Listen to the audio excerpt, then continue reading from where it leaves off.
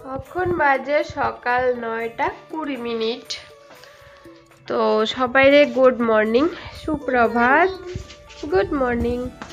শোনো, এই মাত্র ঘুমের থেকে উঠলো। আজকে তো ছুটি, স্কুল নেই, পরীক্ষা শেষ। আজকে বন্ধ, কালকের থেকে স্কুল খোলা, আজকে পর্যন্ত বন্ধ। তো লেগে শোনো দেরি করে ঘুম থেকে উঠছে নাকি, অনেক ঘুমাইছে। আর বাইরের ওয়েদারটা দেখো, অক্ষণ তো অনেকটা পরিষ্কার হয়েছে। আরও সকালবেলা আমি যে সময় উঠছি, আমি যদিও আজকে 8টার সময় উঠছি, তো 8টার সময় উঠে দেখি চারিদিকে ভীষণ অন্ধকার, কুয়াশা। অক্ষণ তো কুয়াশা কাটছে মোটামুটি, কিন্তু একটা হালকা হাওয়া বাতাস আছে, প্রচণ্ড ঠান্ডা। রোদের কোনো ছিটাফোটাও নাই। কালকের দিনও এরকম গেছে, কালকেও 2টার পরে যাইয়া রৌদ্র উঠছে, 2টা পর্যন্ত এরকম আসছিল। হ্যাঁ, তো চলো সবাইরে ওয়েলকাম জানাইয়া, সুপ্রভাত জানাইয়া আজকের ভিডিওটা শুরু করলাম, দেখতে থাকো।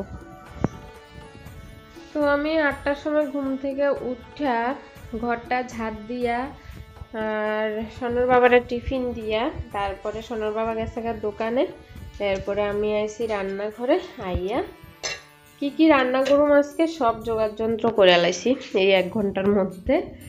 তো ইয়ানে কাটছি শসা বা খিরা, মানে বড় আর কি, মুখে খাওয়ার না, এটি হচ্ছে তরকারি রান্নার। তো তরকারি রান্নার খিরা কাটলাম, মানে মাছ দিয়ে রান্না করুম। আর ইয়ানে আলু আর পেঁয়াজ কাটছি, এটা দিয়ে একটা রান্না করুম, পরে তোমরা লোক শেয়ার করুম। তো ইয়ানে আদা পেস্ট করে রাখছি, ইয়ানে লঙ্কা পেস্ট করে রাখছি, এখানে লাউয়ের ডাঁটা আর আলু কাটতে রাখছি, এখানে লাউ পাতার শাক কাটতে রাখছি।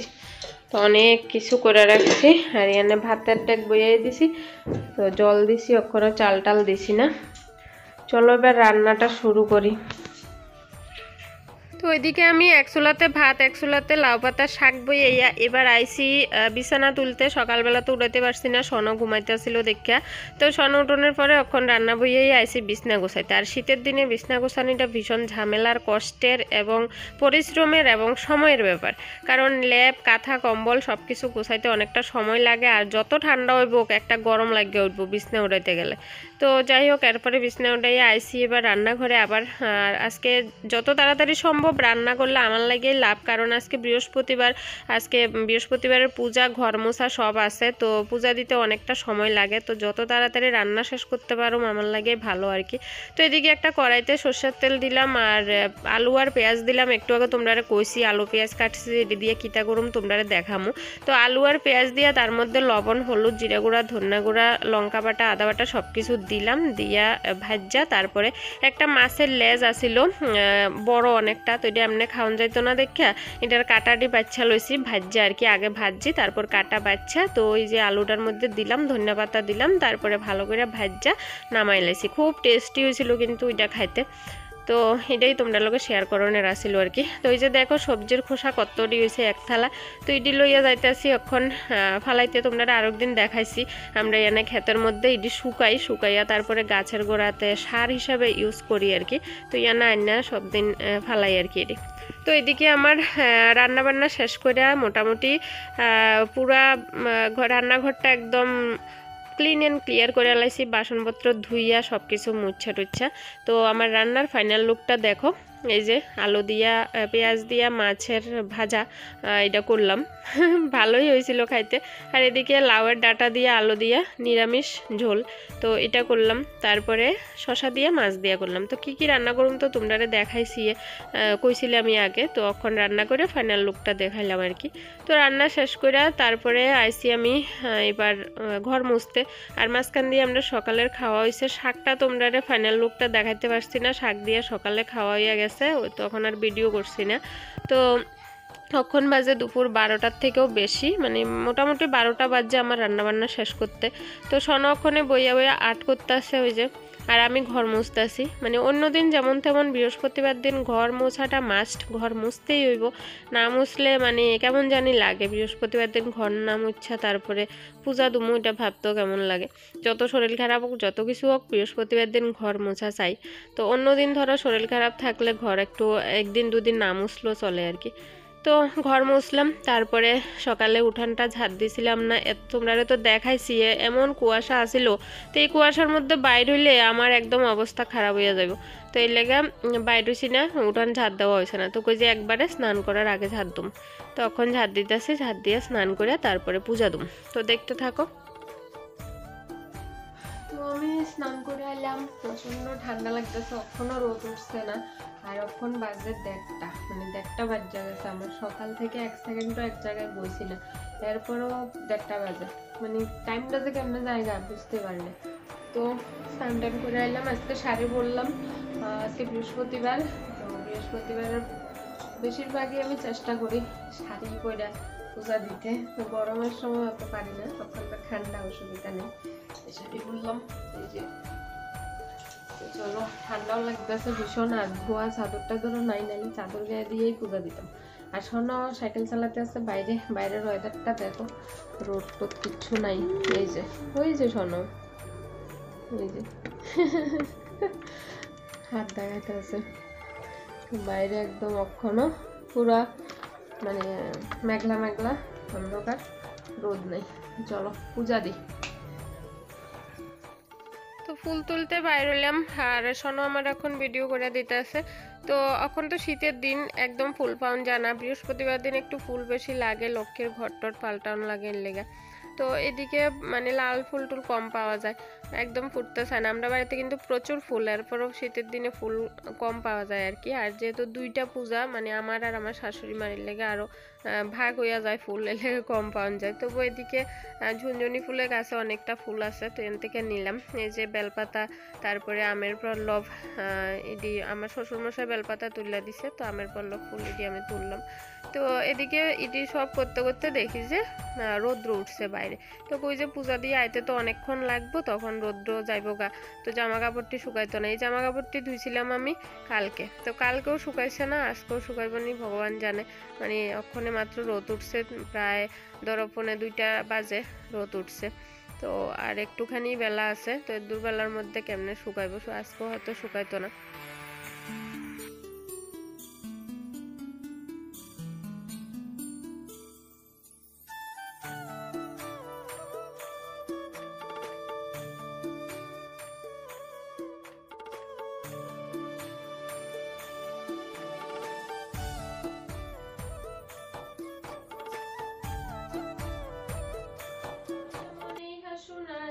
যে তোমারে ডাকে তুমি যাও তার কাছে, নিজ গুণে কৃপা করি বসিয়া আসনে, কৃপা দৃষ্টি করো মাগো যত ব্রতী জনে। শান্তিময় ধাম শ্রী বৈকুণ্ঠপুরী, অপূর্ব সৌন্দর্য যার অপূর্ব মাধুরী, অনন্ত সূর্য যার যথা লক্ষ্মীপতি, লক্ষ্মী সহ নিত্য সুখে করেন বসতি, বিরাজে বসন্ত যেথা সদা সর্বক্ষণ, ধীরে ধীরে প্রবাহিত মলয় পবন। গুড আফটারনুন বন্ধুরা, সোয়েটার গায়ে দিছি, ভীষণ ঠান্ডা, ভীষণ ঠান্ডা। ও শোনো দেখো, শোনো আবার স্নান টান করে আবার সব ড্রেস পরে লাইছে ভাত খাইয়া, ভীষণ ঠান্ডা লাগতেছে। মানে রোদ একটু 1-1.5 ঘন্টার লাগে একটু রোদটা চেহারা দেখাইছিল, অক্ষণ আবার গেছে। অক্ষণ বাজে 4:45, আমরা ভাত টাত খাইয়া মানে দুপুরের খাওয়া শেষ, তো খাওয়া টাওয়া শেষ হতে 4:45 বাজছে। যেমনিই কাজ করি, যত তাড়াতাড়ি কাজ শুরু করি না কেন, মানে যেমনিই করুম করি, সেই 4টা বাজবই বাজবো, তখন 4:45 বাজে। তো আমি ওই যে ঠাকুর পূজাতে পান দিয়েছিলাম, তো পানটা লইয়া যাইতাছি শাশুড়ি মার ঘরে, ওইখান থেকে সুপারি চুন লইয়া পান খামো। শোনো তো, আমার আগে আগে আগে যায়, আমি যামো শুনছে, তাইলে আমি গেলাম, আগে দিয়ে গেছে। চলো, তো সন্ধ্যাবেলা একটু চা করতেছি, সোনার আর্টের টিচার আইছে, টিচারের লিকার চা করে দিলাম, টিচার দুধ চা খায় না, তো আমার ইচ্ছা হইলো একটু দুধ চা খাইতে। আমি এমনিতে তো চা খাই না, আজকে কি লেগে জানি একটু ইচ্ছা হইলো, তো এর লেগে একটু দুধের মধ্যে চা পাতা দিয়া চা করতেছি। গুড ইভিনিং, এখন বাজে 8:30। এই কি করছিস, কি শব্দ করে দেখো, আবার আবার কয় শব্দ করব। তখন বাজে 8:30, এতক্ষণ সোনার আর্টের টিচার আসিল, তো এর লেগে আর ভিডিও করছি না। তখন চা বানাইছি, চা ঠান্ডা হইয়া যাইতেছে, অনেকক্ষণ হয়েছে চা বানাইছি, এই যে গ্লাসে করে চা নিছি চাটি বানাইয়া তারপরে রাত্রে লাগে ভাত বইয়েছি তো সারও গেছে গা তো এখন চা খামু এদিক দিয়ে উঠে যায় এদিক দিয়ে উঠে যায় তো এই যে বিস্কুটের প্যাকেট সহ লইয়া আইছি এই যে নতুন প্যাকেট খুলছি মানে এক প্যাকেট বিস্কুট লইয়া এক গ্লাস চা লইয়া বইছি ভাবো কেমন কেমন অবস্থা কেমন রাক্ষস আমরা আরে এক গ্লাস পুরানা তো এই যে দেখো কত বড় গ্লাস কাচের গ্লাস এক গ্লাস চা মানে কাফের চায়ে পোষাইতো না এত ঠান্ডা লাগতেছে ওই যে গরম গরম চা খাই আর এরকম একদম ডাইরেক্ট দুধের মধ্যে চা পাতা দিয়ে ফুটাইছি চা বানাইছি মানে খুব টেস্টি লাগে ভীষণ ভালো লাগে ডাইরেক্ট দুধের মধ্যে চা দিয়ে খাইলে তো এটির মধ্যে দিছি এলাচ দারচিনি তারপরে তেজপাতা আদা সবকিছু দিয়ে দিছি মশলা চা চলো এবার খাই জিভে জল পড়তেছে চলো খাইলে গ্লাসে ডুবতেছে না বিস্কুট পড়বে চা পড়বে চা পড়বে